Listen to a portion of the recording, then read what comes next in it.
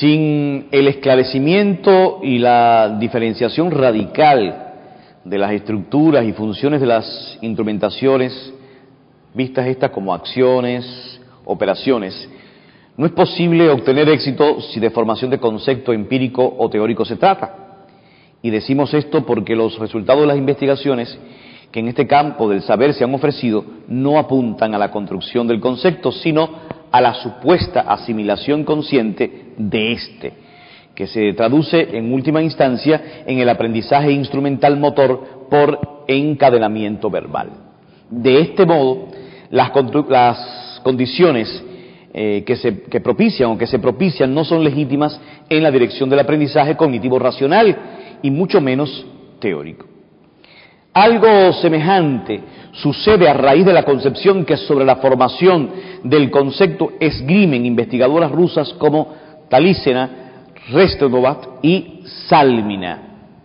Amparados en aquella llamada o archiconocida teoría de la planificación por etapas de las acciones mentales y los conceptos de Galperin, estas investigadoras presupusieron que la denominada base orientadora de la acción, BOA, tipo 3, focalizaba ciertamente a la dirección de los aprendizajes de carácter general y esencial, a diferencia de otras bases de orientación de la actividad, como la BOA, por ensayo y error, y la totalizaba.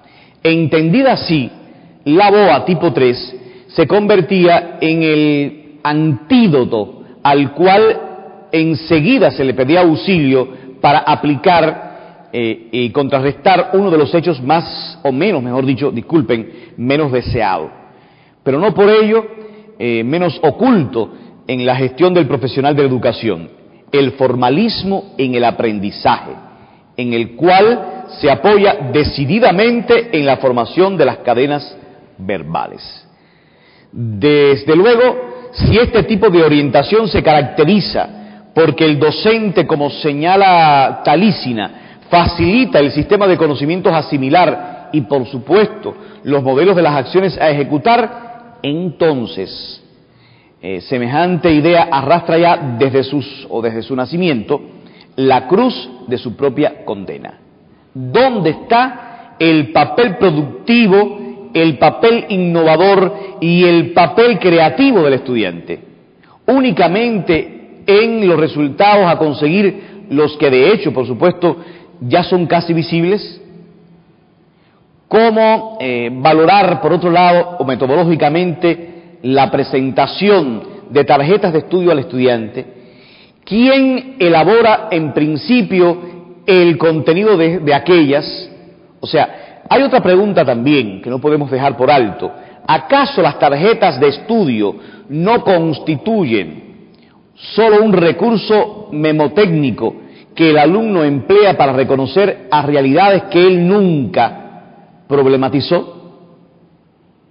Y por supuesto, habría entonces que pensar en estas conclusiones parciales sobre el tema.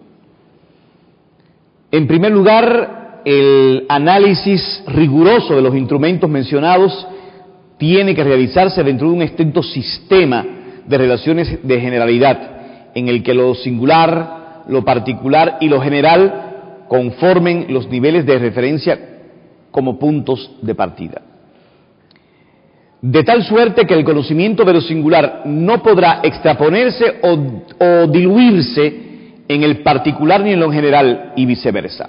Segundo, la vía de abajo a arriba, porque contiene los procedimientos inductivo y deductivo. Si lo inductivo condiciona la generalización empírica, al partir necesariamente de los hechos para construir una abstracción, las condiciones que se organizan por esta vía se constriñen, mejor dicho, en la formación del pensamiento inductivo, empírico. En otras palabras, el conocimiento abstracto no necesariamente constituye un conocimiento teórico, como lo concibe la mayoría de los autores, sino que el nivel de generalidad de las abstracciones responde a lo particular del sistema de referencia, por tanto, al nivel empírico del conocimiento.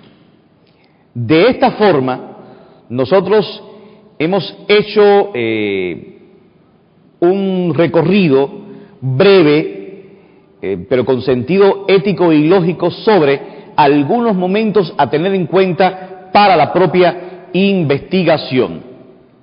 Ahora, hay algo que no podemos dejar de pasar por alto, porque el tiempo consume, por supuesto, todas nuestras explicaciones, y es precisamente el estudio descriptivo.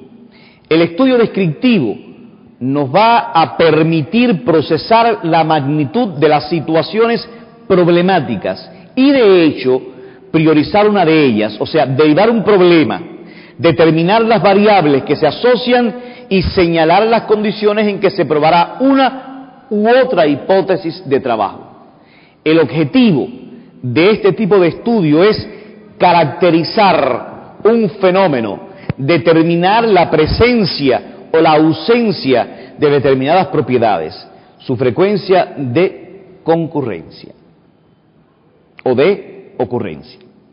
Todo ello nos permitirá a nosotros responder a las siguientes preguntas: ¿cómo es? ¿Cómo está? ¿Cuántas? ¿Cuáles? ¿A quiénes? ¿Dónde y cuándo se presenta una determinada característica?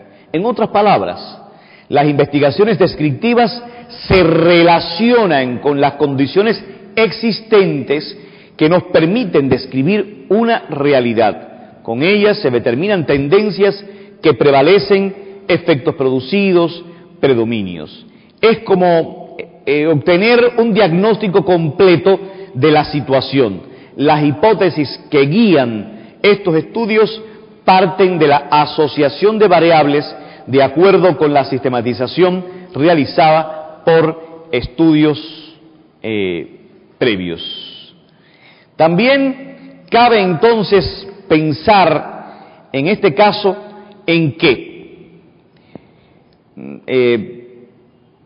poseer una proyección social verdadera, poseer una proyección social de amplio espectro y tener la posibilidad de reflejarse en la transformación social es justo un elemento importante a tener en cuenta por el investigador de cualquier tema, o el investigador en este caso del aspecto educativo. Otro elemento a tener en cuenta: ser novedoso y de hecho ofrecer ideas para estudios futuros.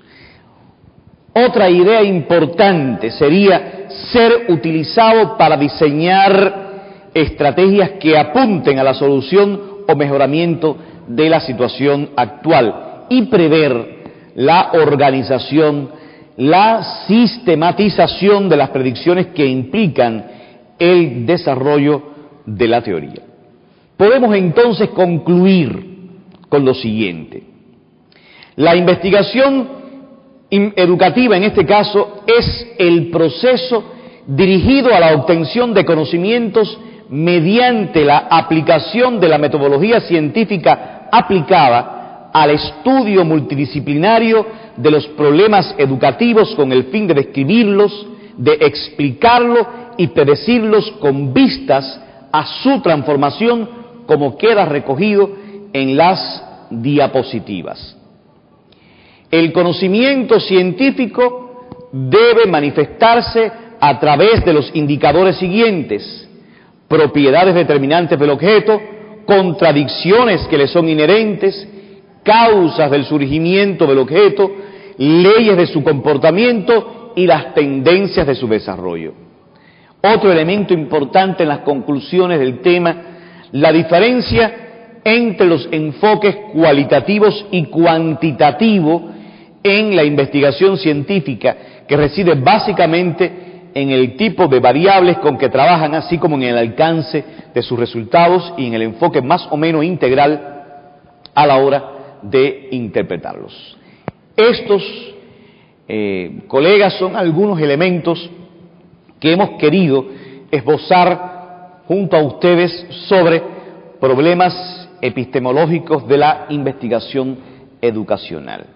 Es un camino arduo, difícil, complejo, pero no imposible en la medida en que entendamos y concienticemos la necesidad de transformar el entorno, en la necesidad, en la urgencia que tenemos los hombres de hoy, preservar el mundo para mejorar el mañana. Gracias entonces por la atención prestada y de hecho entonces los organizadores del evento pues les proponen los materiales para estudiar, la conferencia también como material y algunas diapositivas que grafican momentos importantes de la investigación. Éxitos y nos encontramos.